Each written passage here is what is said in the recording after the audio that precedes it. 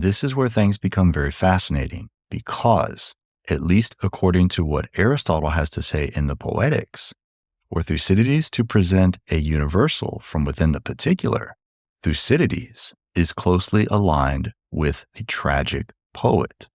And it's precisely because what Thucydides is doing, as Aristotle says of the tragic poet, the putting together of events, which is to say, story.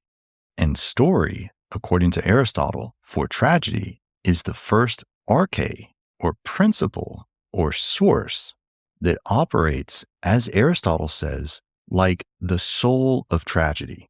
And moreover, tragedy itself guides the soul of man. Now, the way that he's going to go on further to say how it is that tragedy guides the soul of man is going to unfold into an amazing definition of the beautiful.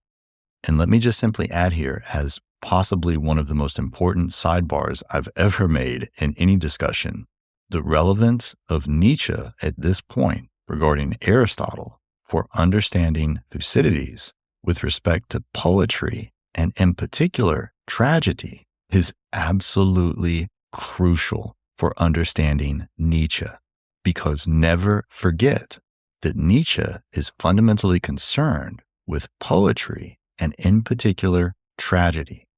And so what I'm suggesting here is that in Nietzsche's recognition of Thucydides as an alternative to the Platonic tradition of the entirety of philosophy in the West could very well hinge on this recognition of Thucydides being closer to a tragic poet than a philosopher in the sense that comes down to us through the Platonic tradition that Nietzsche seeks an alternative to.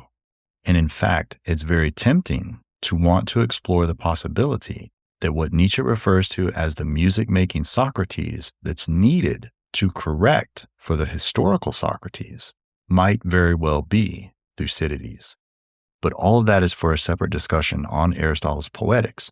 For our purposes here, it's simply enough for us to put these things on the table and say, okay, Thucydides is not providing philosophy according to Aristotle, but what he is providing seems to be very similar to tragedy.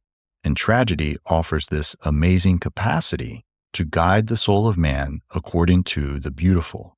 And again, I'm going to go into all of this in great detail in the subsequent discussion here, so we can leave it at that for now.